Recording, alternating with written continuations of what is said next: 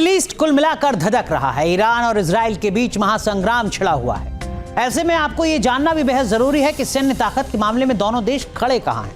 सैन्य ताकत की बात करें तो इजरायली सशस्त्र बलों की संख्या 6,70,000 है, 6,70,000, जबकि ईरान में 11,80,000। यानी सेना के लिहाज से ईरान इजराइल पर हावी दिखाई दे रहा है। लेकिन अब लड़ाइयां सेना की नहीं होती।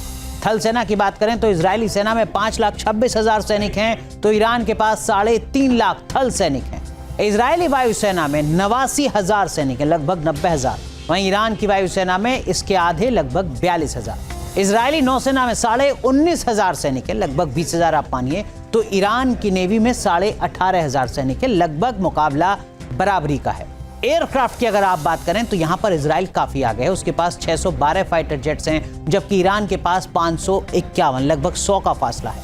इजराइल के पास 1,370 टैंक हैं, तो ईरान के पास 1,996। यहां पर ईरान बाजी मारता हुआ नजर आ रहा है। ईरान इजराइल से 2 कदम आगे है। इजरायली सेना के बेड़े में 43,407 सैन्य वाहन हैं, तो ईरान के पास 65,765 सैन्य वाहन है। यानी यहां पर भी ईरान बाजी मार रहा है। इजरायली सेना के पास 650 सेल्फ प्रोपेल्ड आर्टिलरी हैं, तो ईरान के पास 580। यहां पर थोड़ा सा बढ़त बनाए हुए है इजराइल। वहीं मल्टी लॉन्चर रॉकेट सिस्टम यानी MLRS की बात करें तो इजराइल के पास 150, जबकि ईरान के पास 775 MLRS हैं, काफी ज्यादा इजराइल के मुकाबले। नेवल फ्लीट के मामले में भी ईरान ही आगे है। इजराइल के पास 64 युद्धपोत हैं, तो ईरान के पास 101। इजराइल की सबसे बड़ी ताकत उसका multi layer air defence system Iron Dome है, जबकि ईरान को रूसी और घरेलू डिफेंस सिस्टम पर ही भरोसा है। जाहिर है सैन्य ताकत के मामले में दोनों देश बराबर की हैसियत रखते हैं। इसी के कारण मिडिल ईस्ट में भड़की हुई ये जो जंग है, इसके दूरगामी असर दिख सकते हैं। जंग लंबी खिंची और इसका दायरा बढ़ा तो ये एक बड़े युद्ध में तब्दील हो सकता है, जिसका अंत महाविनाश से ही होगा।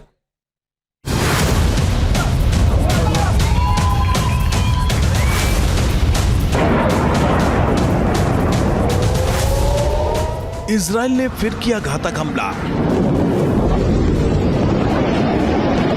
इजराइल के हमलों से ईरान दहला। इजराइल ने लगातार दूसरे दिन ईरान की न्यूक्लियर साइट्स को निशाना बनाया। देर रात ईरान की ओर से दागी गई बैलिस्टिक मिसाइलों के जवाब में इजराइल ने घातक प्रहार किया।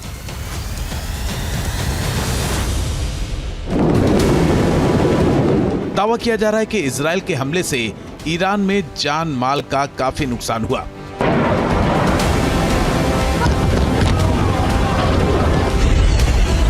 तेहरान में एयरपोर्ट के पास बड़ा धमाका सुनाई दिया। दावा तो यह भी है कि इजराइल ने ईरान के सुप्रीम लीडर खामेनेई और राष्ट्रपति मसूद पेजेश्कियन को भी निशाना बनाने की कोशिश की।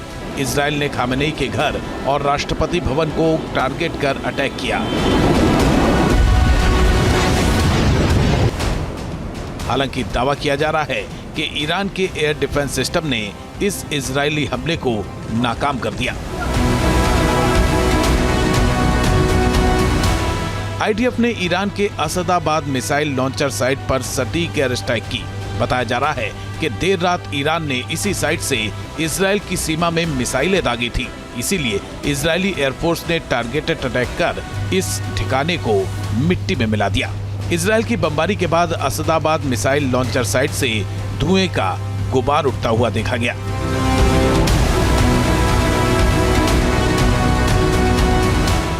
इजराइल ने ईरान के अंदर कई परमाणु और सैन्य ठिकानों को निशाना बनाया। इजराइल के प्रधानमंत्री बेंजामिन नेतन्याहू ने साफ किया कि ईरान की न्यूक्लियर और बैलिस्टिक मिसाइलों के खतरे को पूरी तरह खत्म करने तक हमले नहीं रुकेंगे।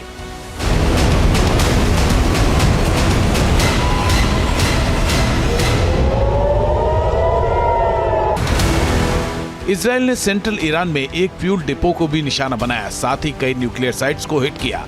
मीडिया रिपोर्ट्स में दावा किया गया है कि इजराइल ने Natanz uranium enrichment facility, Fordow uranium enrichment facility, Isfahan nuclear site और परचिन न्यूक्लियर बेस को निशाना बनाया है।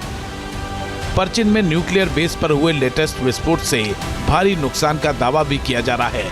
इजराइल ने साफ किया है कि ईरान में किसी भी न्यूक्लियर साइट को छोड़ा नहीं जाएगा।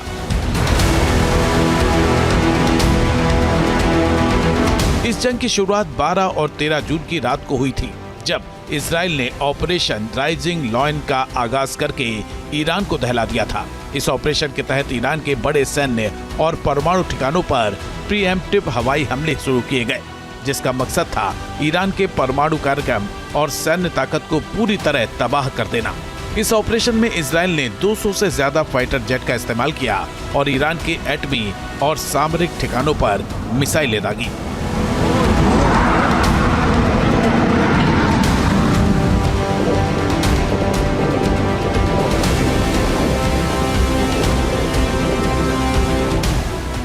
इजराइल के इस हमले में ईरान के 2 सैन्य ठिकाने भी ध्वस्त हो गए। हमले में ईरान के सेना प्रमुख, स्पेशल फोर्स के चीफ समेत 20 बड़े सैन्य अफसर मारे गए। इजरायली हमले में ईरान के 9 बड़े परमाणु वैज्ञानिकों की भी जान चली गई।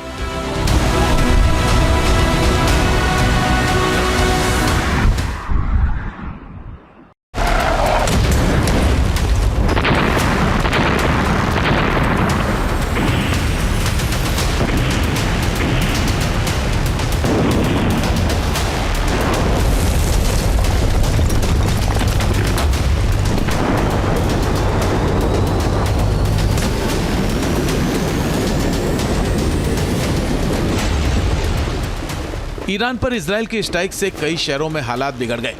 इजराइल ने पश्चिमी ईरान के हमादान प्रांत में नहावंद शहर के पास एक रडार बेस को भी निशाना बनाया। इजरायली एयरफोर्स के सटीक हमले में रडार साइट पूरी तरह तबाह होने का दावा किया जा रहा है।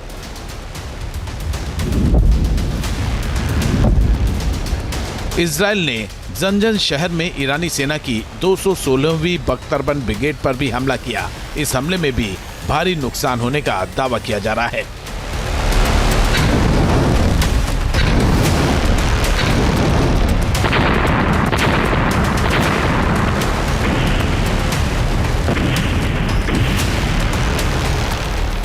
ईरान में न्यूक्लियर साइट्स पर किए गए अटैक के बाद तनाव का माहौल है। रेडिएशन के खतरे के कारण लोग डरे हुए हैं। इस बीच ईरान ने यूएन में कड़ा रुख दिखाया है और इजराइल के कदम को एक्ट ऑफ वॉर करार दिया है।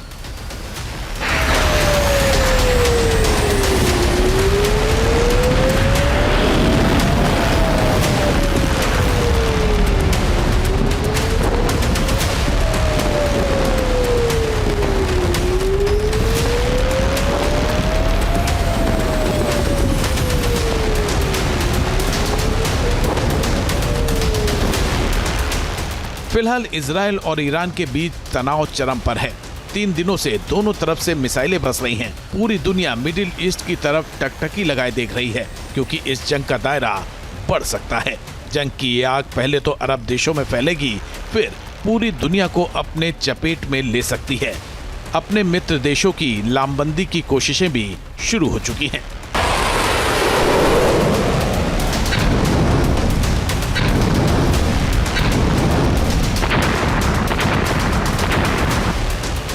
संकेत साफ है कि इस जंग से मिडिल ईस्ट में समीकरण बदल सकते हैं।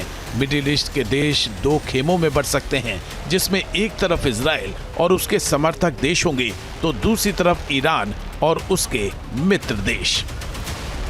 इजराइल और ईरान का जो युद्ध है वो डेफिनेटली एस्केलेट होगा, क्योंकि ईरान चुप नहीं बैठेगा। लेकिन हमको ये देखना है कि इजराइल की सपोर्ट के अंदर अमेरिका तो डायरेक्टली खड़ा है। उसने तो हमेशा ही इजराइल की सपोर्ट की है और ओपनली इसके अंदर भी अभी भी उसने कहा था कि हम इजराइल को बैक करेंगे। बाकी कितने यूरोपियन देश इसकी मदद के लिए आते हैं वो अभी देखना होगा। तो डेफिनेटली ये दायरा तो बढ़ेगा, क्योंकि ईरान चुप नहीं बैठ सकता, उसने भी रिटेलिएट करेगा। और वो सब जानते हैं कि अगर हम लड़ाई के अंदर उतरेंगे तो नुकसान हमारा ही होगा। तो इसके लिए विश्व युद्ध तो मैं 100% रूल आउट कर सकता हूं, कभी नहीं हो सकता।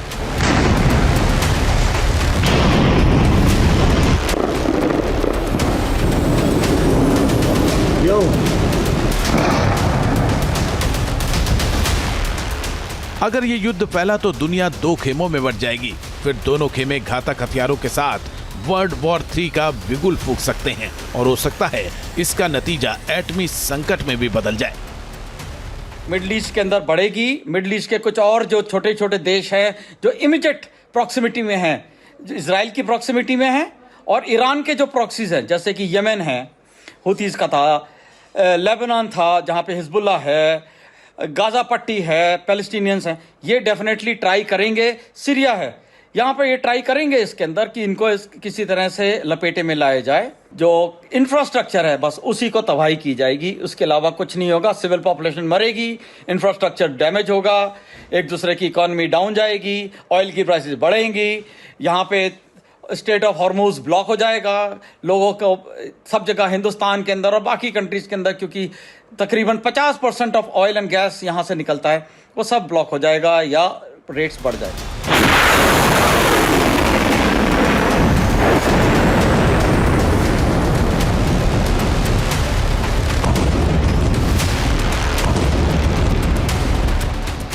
नेतन्याहू के तेवरों से साफ है कि इजराइल फिलहाल रुकने के मूड में नहीं है। ईरान भी अपनी मिसाइल और ड्रोन ताकत के बूते इजराइल पर जबरदस्त पलटवार कर रहा है। दोनों देशों के रुख से साफ है कि मिडिल ईस्ट में हालात और भी बिगड़ने वाले हैं। वार पलटवार वाली इस जंग में कितनी तबाही होगी, इसका अंदाजा लगा पाना बेहद मुश्किल है। मगर इतना तय है कि ईरान और इजराइल की जंग ने पूरी दुनिया की टेंशन बढ़ा दी है, क्योंकि इसकी परिणति वर्ल्ड वॉर हो सकती है। Team news nation.